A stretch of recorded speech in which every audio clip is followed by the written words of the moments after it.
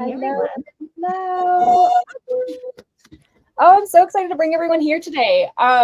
Thank you, all of you here, for joining us on this really amazing call about Halloween culture.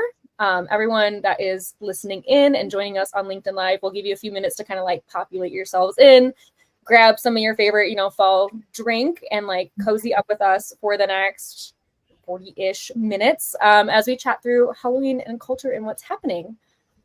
So I am super excited to chat today, but all things Halloween. So Halloween, of course, is designed around, this scary holiday. Kids wear costumes and there's candy, but it's actually more than that. And a lot of this has come from social as well. So costumes for adults is becoming a really big deal. Whole family costumes. I mean, it's spreading from just little kids going around in, their neighborhoods picking up candy and like Kit Kat bars, all the way to like adults finding these like insane costumes or whole families. So it's really like the span of multiple generations has caused this like $12.2 billion like industry to evolve out of this one day holiday. This one day event is worth a ton of money.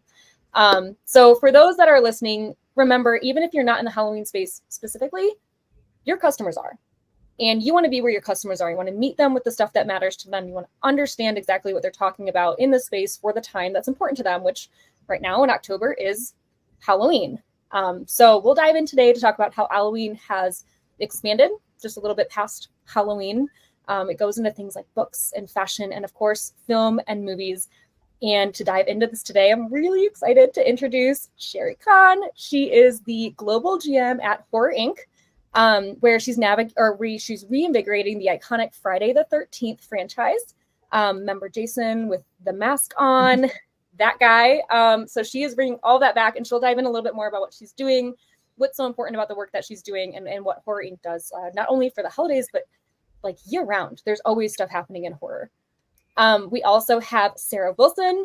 So amazing Sara Wilson. She brings brands together to understand and how they need to generate attention. So relevance and loyalty among Gen Z audiences is really important for brands, and she helps them understand how to tap into the momentum of existing online communities through her consultancy, SW Projects. So her work is great. She dives into tons of data, including the data at ViralMoment, which leads me to introduce Chelsie Hall, who is the co-founder and CEO of ViralMoment. So Chelsie comes from an extensive background of understanding how are people talking about things in social. So whether that's communities, whether it's brands, whether it's products, what are people doing across social and why is that so important? So really excited today to have all of these wonderful women chat about the things that they're working on, how it affects the Halloween culture. Post your comments and your questions in the chat. We'll be here answering them. At the end, we'll hold a little bit of space as well to answer some of those questions if we don't get to them during the call. Also, stick around until the end because we'll be giving you information and one piece of the most actionable advice that you can take on how to take advantage of Halloween and generate attention so that's culturally relevant and you don't feel like you're coming off as inauthentic. So once again, even if you're not in Halloween, your customers are. So it's really, really important to chat there. So I'm going to drop off. I'm going to pass this over to Sara to continue the conversation. I'll pop back in to help with questions in the meantime. So Sara, take it away. Hey, thank you so much for having me. This is like a conversation I have been chopping at the bit to have for a long time now. So this is like the perfect crew to have it. So I really just wanted to jump into a question, which is, it's in the sort of descriptor for the session. And it says, Halloween has become a social first holiday. What do we mean by that? And I think maybe it's important to talk about that and help anyone who's attending today understand what we mean by that, because it really has shifted and it's not just about a dollar amount. So it struck me, and I can go first and then maybe we can continue the conversation. It really struck me when I was looking at ViralMoment data around Halloween, that Halloween, just Halloween, none of the associated hashtags, but actually just Halloween is among the top 1% of all sort of like most popular hashtags across TikTok and YouTube. So all social video, basically. I knew it was popular, but that really struck me. And so that was like, OMG. And then I sort of started really investigating the holiday and sort of going, wait a sec, everything now is oriented towards a social moment. Every costume, it's become sort of cultural cachet to show up. and sort of be part of that conversation as, you know, a person. So how should a brand treat that? So I'm curious to know what, you know, whether that was your impression as well, Chelsie, as someone who runs ViralMoment. Like, did you even know that, or am I the last person to realize that? I mean, yes, absolutely. It's actually wild how big Halloween is on social. Hashtag Halloween on TikTok has over 273 billion, that's billion with a B, views, and 26 million peoples have 26 million creators have made videos about Halloween. So like this is very, very big. And I think one of the coolest parts is it's really rich how people use fandoms, like how fandoms activate and aggregate. Like it, you know, Sheri can tell us all about like some of the amazing things that franchises have built. But what we're seeing is it's the people, it's the creators, it's the fans who are making the best, the most rich content around Halloween. And we also have to think about a couple ways that Halloween is so, it lends itself to social so well. It's aesthetic, right? Yeah. Whether it's like a cool costume I'm wearing or cool decor that I've done in the front of my house, or, you know, Sheri can speak more to this too, but like horror is aesthetic, right? It's visual. I'm scared of things.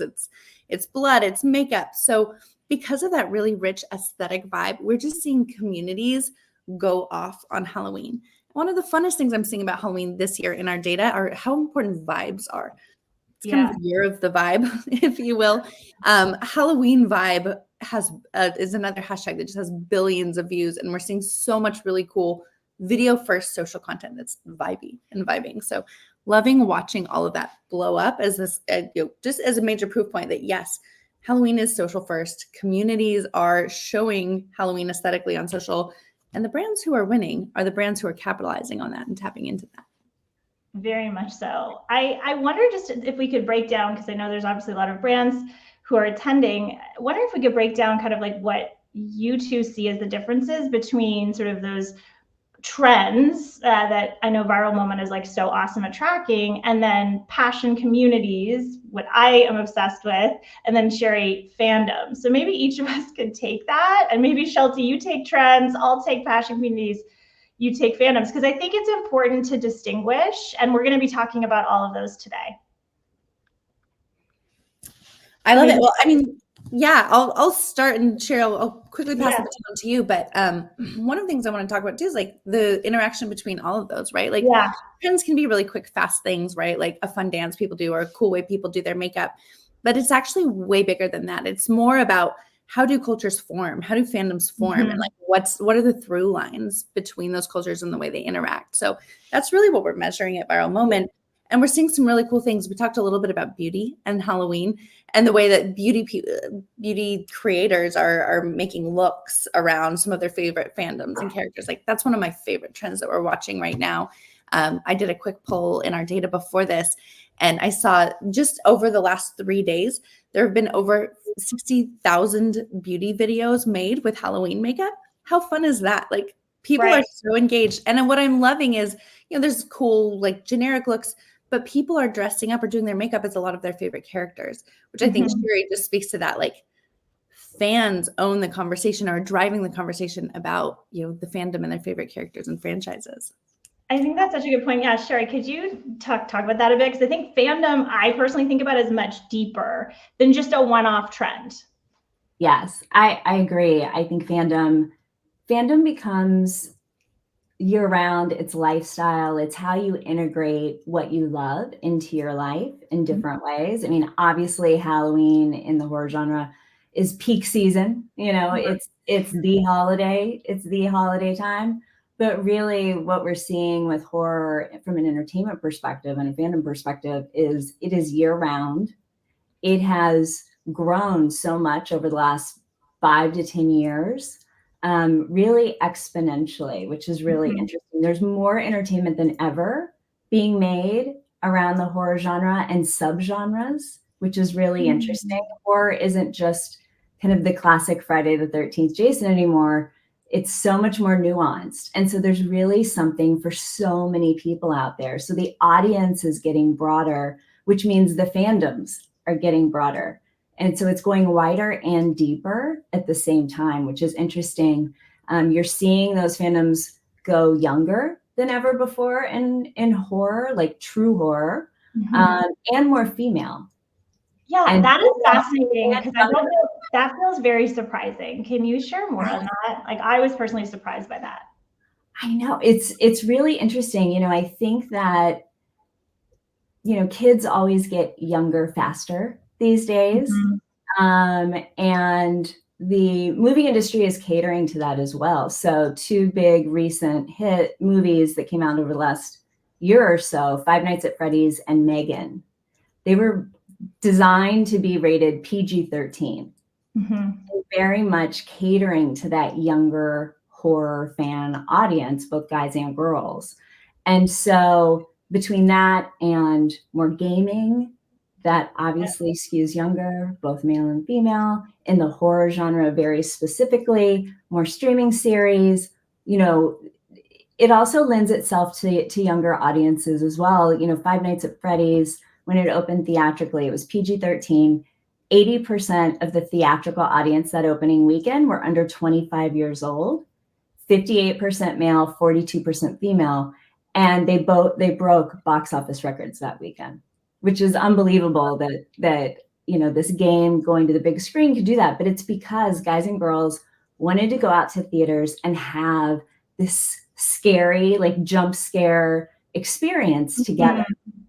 And so they wanted to bring that into their life and have that shared experience. And so I think things like that are broadening the audience. Also, even in the streaming series side, from a female perspective, psychological thrillers that are combined with scary kills, for instance, brings in a more female audience, not just guys. And so what I think is really interesting to kind of loop it back around is that brands are seeing this, paying attention to this, and brands that you wouldn't necessarily think of, or products that you wouldn't necessarily think of in the Halloween space or horror space, are responding. So I don't know, last year, if anyone saw Jack in the Box, they actually commissioned a long form ad, short mini film, if you will. They premiered it on Friday the 13th in October, of course.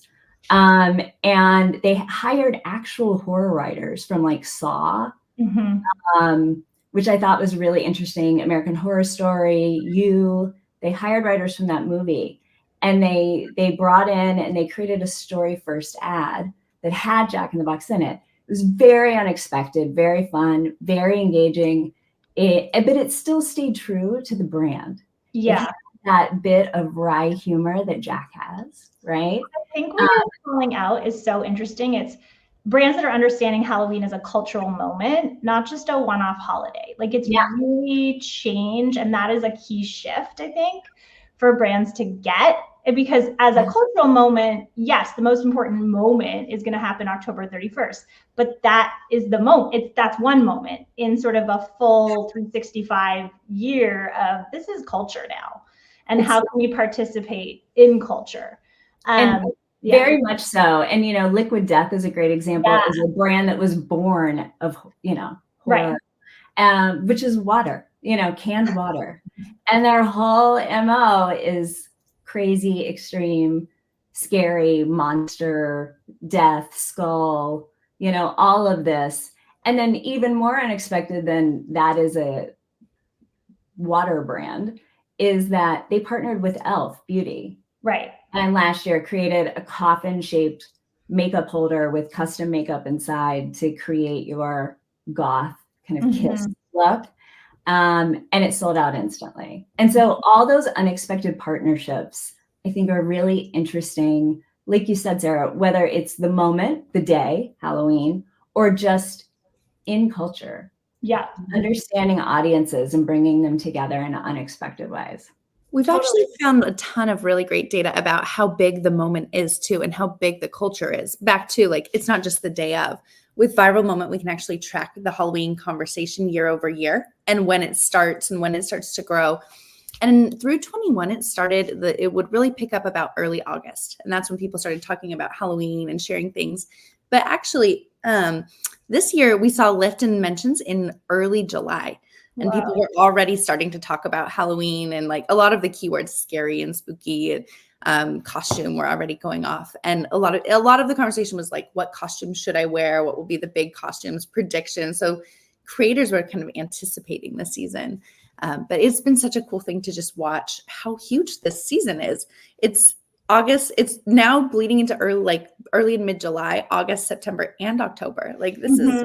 It's huge. And actually, I see it as year round. So one thing that I saw that was like interesting to me that popped when we ran a search on Halloween on ViralMoment was that it surfaced all of the related communities. And as you two know, and maybe some of the audience watching know, like that's my focus. I'm obsessed with really tracking communities and fandoms being, one type of community. But Witch Talk really came to the surface as a huge sort of driver of conversation. Witch Talk, for those of you who don't know, it's essentially the conversation around witchery, modern witchcraft, that concept, but it's much bigger than just making potions. It's about sort of a state of mind and feeling, control on your life and being able to exert that control in the form of spells and witchcraft. And it's really been interesting to see the rise of that and looking at other cultural, I would say, factors that play into the rise of that. And that certainly doesn't have to be just an October 31st thing. And so brands thinking about how can I speak to not just a community of witches, because maybe that's not your demo, or maybe it is, who knows, but the people are interested in that content, and really looking at why are, women particularly gravitating towards that, especially in a world where there's so many other things driving them towards wellness, and we know that. So thinking about that as a brand and looking at some of those communities that are popping can be so valuable in really helping you position and find the communities that are going to be, right for you. And also speaking to just the general appeal of all of this, when we do dig into that community data in our tool, I saw that mom talk was a huge proportion of the Halloween conversation, and dad talk was actually huge too. So family related communities, yes, more than 10% of the Halloween conversation. So it speaks a little bit about your Sheri, looking at younger and younger audiences being engaged in Halloween. It's whole families. And it's also really cool to just, when you actually track the data behind what communities are sharing up, we're seeing whole families really gathering together around. That is fascinating. I mean, think about what a brand could potentially do with just that seed, that spark of, hey, dads are getting more involved with Halloween. Like, you don't see that. What if it's like a content series about that, or a product for dads who are super creative and almost like the dad who builds the thing in the backyard for their kid, it's that same dad, right? I think there's just so many creative directions where you can go. I'm curious to know, because we've talked a lot about how sort of the social conversation is trending and then brands can take advantage, but are there any ways to actually have brands like seed social conversation and really be drivers? Like, Sheri, I know you had mentioned something around Megan or Smile that was really interesting. So in the last couple of years, it's been really interesting how a few movie marketing campaigns have actually kicked off. So I don't know how many of you saw Megan, the killer doll. But for that movie campaign, it was a brand new IP, which, Hollywood doesn't always like to take a risk on. But they actually started, before their proper campaign started, they went viral. They leaned into a TikTok dance trend that was happening in the moment. And they really leaned into, if you've ever seen it, it's Megan, they call it the droopy sway dance, where she's kind of dead-eyed and dancing, and it caught fire, especially on TikTok, but beyond TikTok. And that kind of dance movement generated over 1.3 billion organic views just on the dance craze alone, of just her in character swaying, her droopy doll sway. Then the marketing team, once it caught fire, they jumped on it. They sent a squad of Megan dolls out into the wild. So they took them to the Empire State Building and filmed, social video on that, late night shows with Fallon Kimmel, in front of the Chinese theater, in front of the American Girl store front, which was kind of fabulous. The Rams came at halftime. And so they took and put this troop of dolls into the real world to generate online social buzz and conversation. Then Megan Thee Stallion got into it and gave her a shout out on social. Her social account, and Chucky, the other doll that had a show at the same time, They started feuding on socials.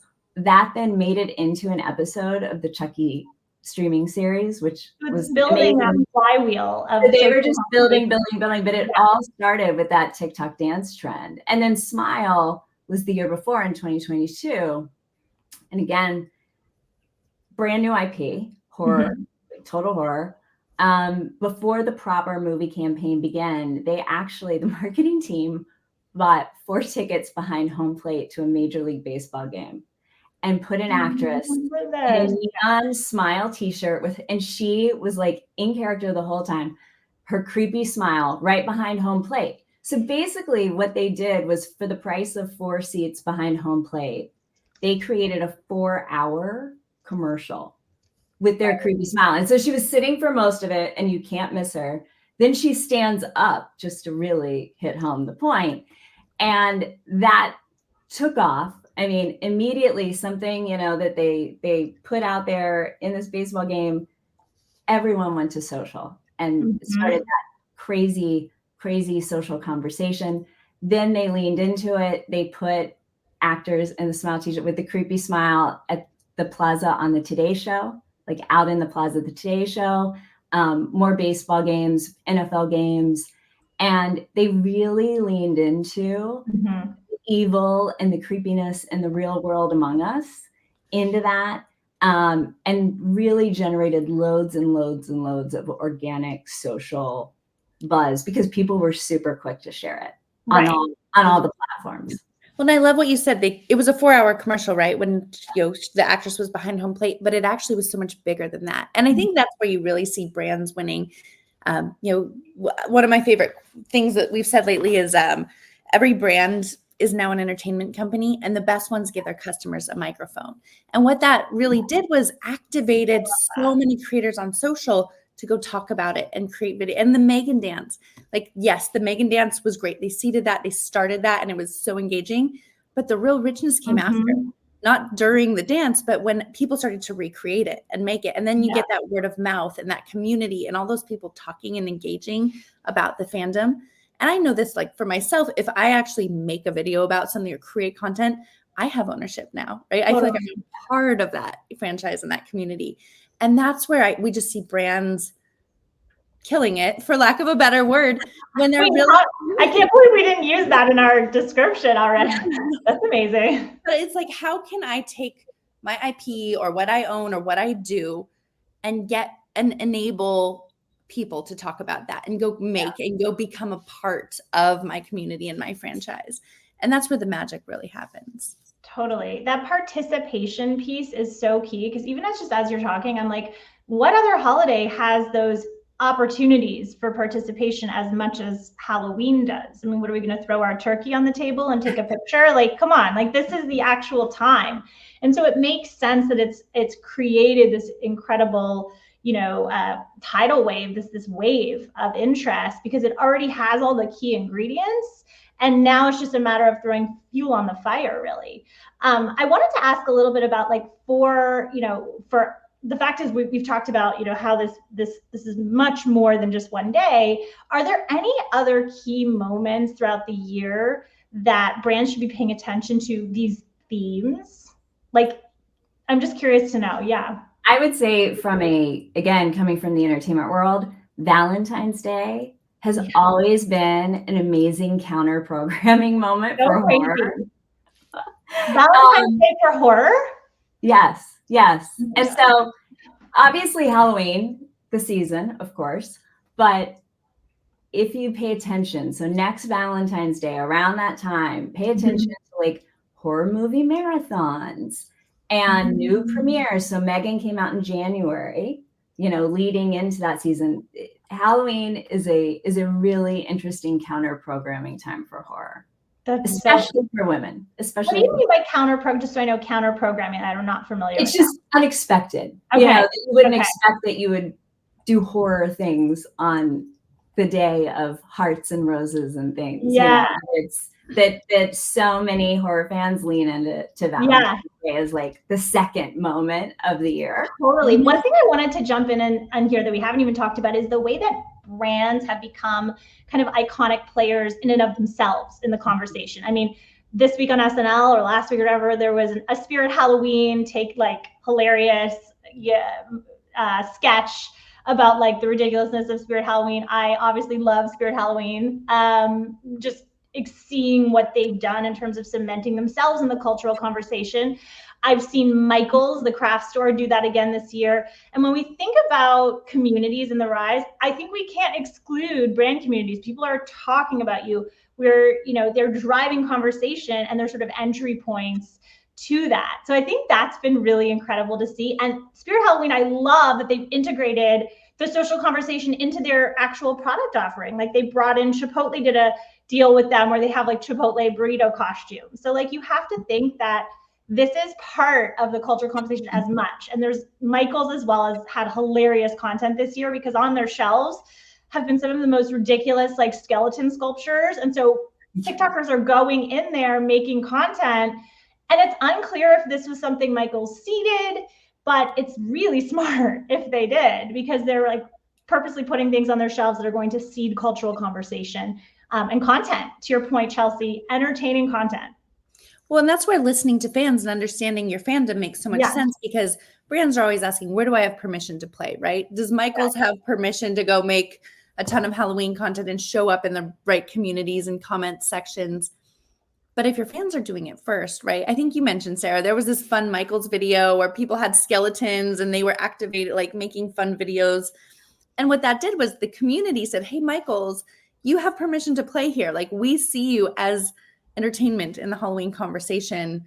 Like come join. And it's, so I think it's a lot of like, where are my fans opening up doors and saying, hey, brands, like we see you as a player here. Come join the conversation. And like, there's so much fun in that. Yeah. I wanted to ask you about nostalgia, because we haven't talked about that and sort of where both of you feel that nostalgia plays a role in this conversation. Just generally, nostalgia obviously is massive among Gen Z audiences, but also honestly much older audiences, millennial, boomer.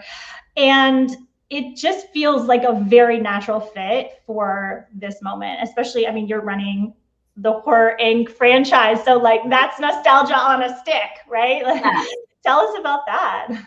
No, definitely.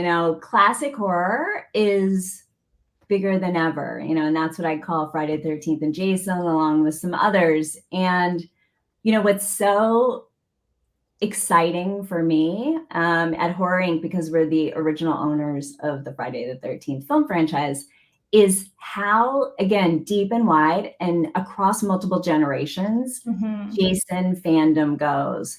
And Jason has the best fans in the business. I mean, they are so passionate. They are so engaged. Talk about creating content, not even when an announcement is made, but when a rumor of something gets out. Tons of fans create content on all the platforms speculating, because there's so much love and there's such a desire to have more and more and more.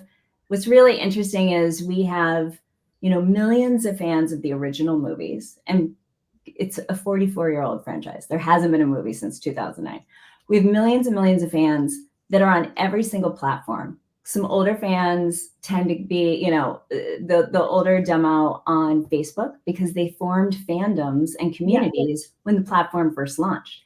So to this day, they are posting weekly, if not daily, and engaging with each other, either other fans, the filmmakers, the original filmmakers, actors, and other like horror publications that are on there talking about this every day from a 44-year-old franchise, which is amazing. We have our gamers that are Friday the 13th, the game, that are out there. They're big on, obviously Twitch, Discord, and X.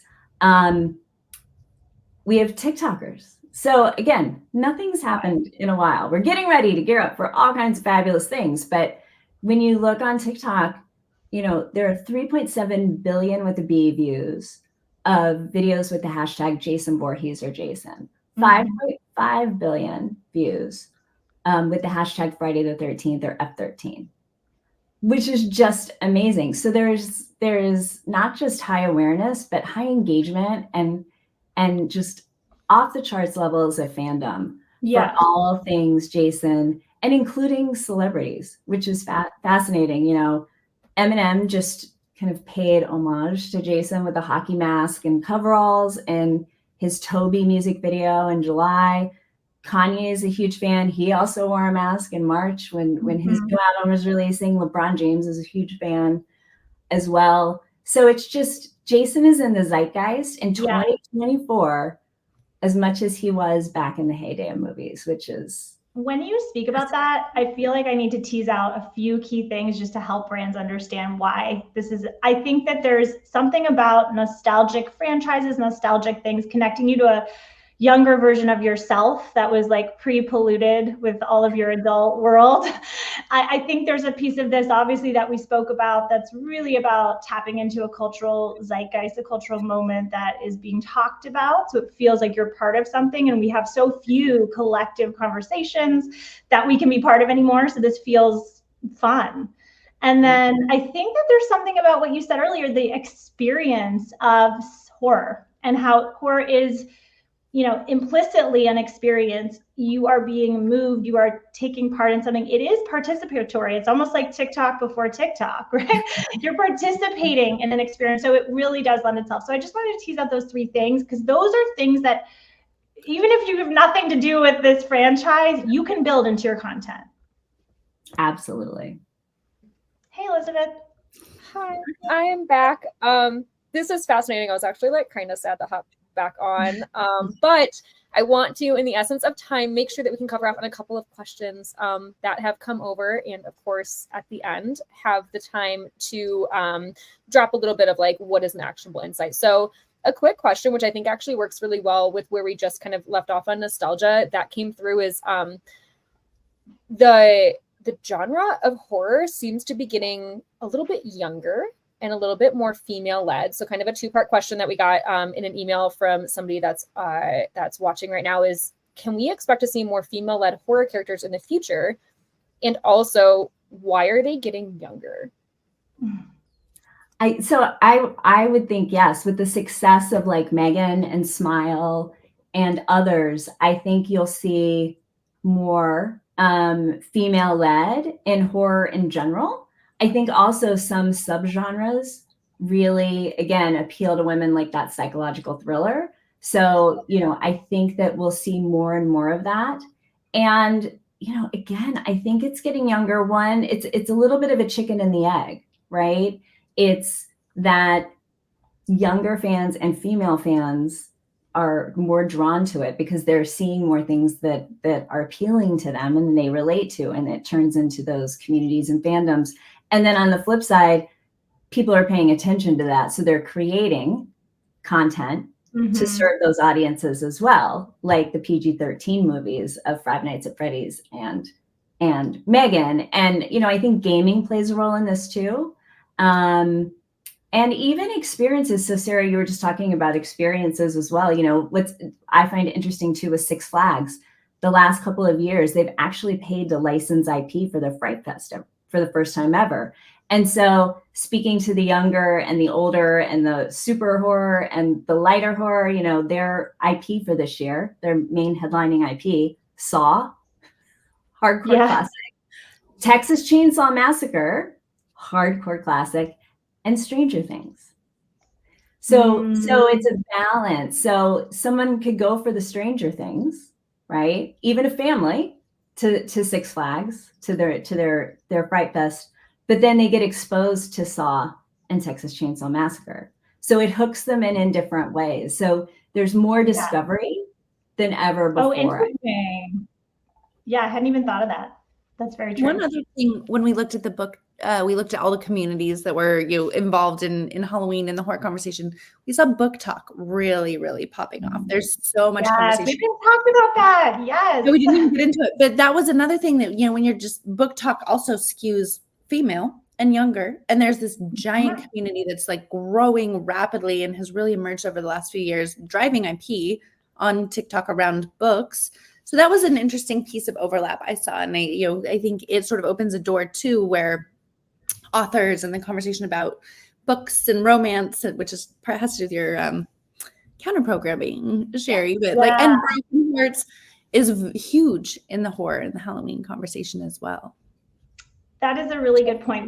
Romantasy and the rise of the romantasy community and its related interests, which has sort of fingers into everything from, candle brands to beauty brands. It's very heavily female for obvious reasons. And something I've seen that's really interesting is there's a rise in costume searches related to characters from romantasy books and, fiction overall. So it's been really interesting to see that. Romantasy obviously connected, not exactly Halloween horror, but it's very much, part of that same cultural wave we've been talking about. And for brands who don't know the romantasy genre, who aren't familiar with it, go down that rabbit hole, because there is so much there, and your audience may very well be there if you're trying to reach young women and millennial women as well. Yeah, hop on your motorcycle, which if you are a Book Talk fan and you start to go down that rabbit hole, you'll get that reference, and go down the romantasy thing. Absolutely. This is really good because it actually leads to another question that we have, which is, so we just really touched on very briefly how Halloween and horror has kind of gone over into Book Talk and fashion, but we've also seen it go into other trends. So for example, Grimace had a huge Five Night at Freddy's thing that happened with it, and McDonald's got on it, and it was, I just would love to hear, Chelsie, Sheri, you're both on honestly opposite sides of that spectrum that coincided at the same time across social. So let's talk a little bit about how horror and Halloween has evolved into other trends outside of just the Halloween space. Yeah, Chelsie, I'd love to hear your side of it from the Grimace of it all. Yes. Yes. One of the things I love too, because we were talking about how Halloween isn't just, and horror isn't just about a day, that happened in the summer. It was June when that went off. Yes. Yeah. So it was people engaging and embracing in horror storytelling at a totally different time of year. Another great thing about that is it contributed to, I think the McDonald's CEO said on an earnings call, a 15% lift in sales for McDonald's. So talk about fans just engaging with something, making it huge and, absolutely blowing it up. I think I don't have it quite handy, but there were over, I wish I had the number. I want to say it was 15 billion views of the McDonald's Grimace shake trend as well. For those online maybe who don't know about it too, people were getting Grimace, the purple character from McDonald's. He had a happy birthday shake. It was purple and exciting. And people would, the way that the trend evolved, people would have a sip of the shake and then horror would unleash and Grimace would, come and haunt their videos. And people got so creative with it. That was part of I'd say this was a place we saw a lot of joy in the horror space too. Yeah. How are people were just having fun? What could happen when you, participated in this trend and you tried this shake? How would Grimace come and haunt you, if you will? So I want to call that out because we haven't explicitly said, people are dying to have joy. Can we give them opportunities to engage in joy, engage in fun, have fun? That is so underappreciated as a viral growth tactic. We're constantly looking at, this thing or that thing, that the numbers, when it's people just want an excuse to have fun and let loose and connect with each other and showcase their unique personalities. So I really think we underestimate that personally. Let me actually pull up the data really quick. I've got it right. When I searched for Halloween on TikTok just to see what were the different emotions that showed up alongside in the conversation. The top one is love. 17% of videos have love, fun, happy, then scary, funny, excited. And one of the interesting ones to me is hope. Hope shows up in 2% of the videos about Halloween and horror. So just a quick emotion analysis of how people are talking in the conversation. It's positive, it's fun, it's joy, I hope is even exciting, interesting to show up in that conversation, but that's what people associate with this type of content. Yeah. I noticed there's a question in the chat about how can brands that don't have an obvious tie into Halloween play in the space. It says, I'm thinking of 2 coffee brands we work with and some skincare brands that aren't makeup forward. So I have some thoughts on this. I think that's a great question. First off, I would look at, who your audience is, who, consume, who you want to reach, right? What is your what are your sets? And not just Gen Z or millennials or demographic, but really psychographics. What are the values, beliefs, interests, hobbies that unite the people that you want to reach?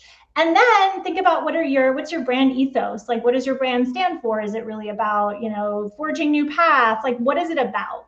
And once you combine those two things, you're going to start to understand which communities you can insert your brand into authentically. So I mentioned romanticy. We talked about book talk. We talked about dads in Halloween.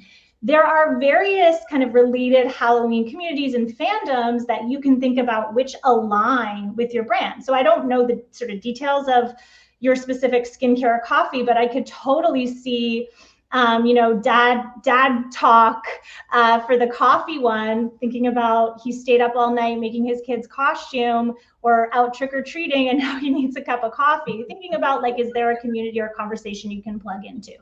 So that's how I do think there's ways for brands that aren't obviously horror or Halloween or scary to really plug in, because it's a cultural conversation. It's in the zeitgeist. So you just have to find your way in. Mm-hmm. Anyone want to add anything to that? I would just say, even with horror, I'd look at subgenre too. Even with Friday the 13th and Jason, yes, there are gory kills, but at the same time, it's also campy. The way we think about it, it's a fun thrill ride, but it's fun. So it's not just all kill, kill, kill. There's a campiness to it, and it lightens the mood. So Jason can be funny, he's not, he's many things, but there's also some fun and campiness to it as well. So I would look to things, not just on the surface, but kind of the subtext of things as well, to see where, that something that you could pull out, Jack in the Box too. If you look at that video, the Jack, when he shows up in this mini movie, it's fun. It's with a wink, it's with a nod. And so, on the surface, you wouldn't think so, but it works. It works for that brand and for that character. Yeah. It pulls in that joy that Chelsie was just, finding within ViralMoment. She did that analysis, and she was just there's joy in this too. And I think there is a little bit, horror can get so dark, right? You need a little bit of lightheartedness to get you through to the next thing and be okay, I'm not gonna have nightmares forever. I'm prone to having nightmares after horror films. So me and Jason are best friends, but maybe this year, Sheri, I'll watch it during the day. I see a question from Kat in the comments about how you find communities and how you understand what communities. I just think that's such an important question I want to address. What ViralMoment does, we built this technology that can use AI to read and watch millions of social videos. And we're actually able to flag what we call undercurrents. What are the undercurrents in a conversation? So I can go into our tool and search Halloween and just see what communities show up in the Halloween conversation. Or maybe it's dad talk or mom talk, or who knows. I'm always surprised. It's some of the communities we see overlapping. So that's how we do it with data in our tool. And I know that Sarah has a ton of really rich metrics and ways that she's able to track, quantify, and again, use tools like ours to help size and find communities. Yeah, I love ViralMoment personally. There's also a free version, which if you just want to dabble, you guys released that, which I thought was really helpful. But then of course, I do use the more enhanced version for my research to find, to Chelsea's point, which are the communities that are popping. I would also say there's a ton of free tools on Reddit. So there's one I use called Gummy Search, which I really love. Gummy Search is great at essentially parsing Reddit conversation and community inside subreddit. So again, a great free tier. It's Gummy Search, literally, that's how you find it. And a bunch of other Reddit tools. I think Reddit's a great place to go for just understanding conversations, and then you can sort of start to dial those in.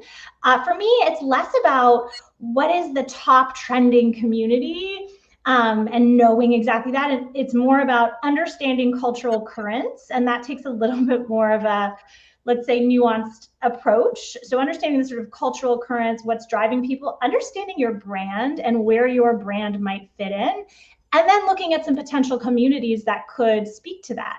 And so it's kind of an art and science, but I do think that part of it is really about understanding the data and where the communities that are showing up there are popping. Just what I just described, by the way, is what I do for brands. So I help them identify those communities and then show up in them in ways that are authentic to their brand, that help drive attention, cultural relevance, and loyalty. So obviously I'm obsessed with this whole approach. I love that. Thank you so much. We're pulling up on time here. We have that one last question that we want to make sure that everybody gets an answer to. What is one piece of actionable advice on how brands can actually take advantage of Halloween? Sarah, you want to start? Oh my goodness. It's going to speak to exactly what I just said about really defining, pick one or two communities that align with your brand ethos and your brand intended audience that you want to reach.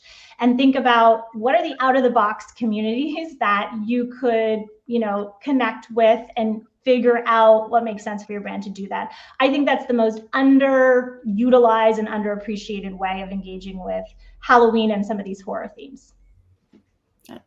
Following on that, I would say the biggest thing is you need to listen to your communities and understand, like, where are the edges? Where, what are people doing? It's easy to assume you understand your fandom in the world, but these fandoms are big, right? They're having millions of creators and millions of views and millions of videos are being made about things. So I'd say doing that research right to really understand where are the angles where my brand should show up. Where should I play? What communities are overlapping with this season and this concept in my brand? And then once you find it and you get the data around it, you know exactly where to hit. Yeah. And I'd say, kind of to mirror on both of those points, look for unexpected and fun ways and unexpected and fun partnerships to grab the attention of your own fans or your own consumers, and also new folks, right? While honoring the key equity of your brand, but that it doesn't have to be, you can pull threads from each to come together and do something really fun and really unexpected that will bring a smile to people's faces. Which is what it's all about. That's what it's all about, right?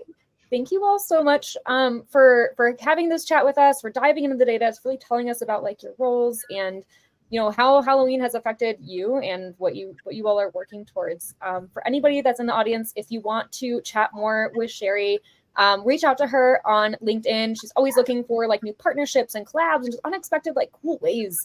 So if you have an idea for Horror Inc., she is your woman. Go chat with her. See if your brand, your product has anything that would be really cool to work with any of the Horror Inc. projects on. If you want to understand more of your data and what people are saying across social, chat with Sara. Understand what the data is that's coming through. She's more than happy to collab with you to tell you where your communities are, what exactly you can work on. And in order to get all that data, come chat with us at ViralMoment so that we can give you all the information that you need to know about your industry, your niches, your brand, your competitors. What is it that you're looking for and you want to look after? What are your, what are your fans mentioning? Where are they mentioning you? How are you showing up? So please stay tuned. If you have other questions, do not hesitate to reach out to us at hello@viralmoment.com. We will happily forward on questions as well to Sheri and Sara if they are more geared towards them. But thank you all so much for coming. Happy Wednesday. Happy Halloween. It's fall. We're finally here.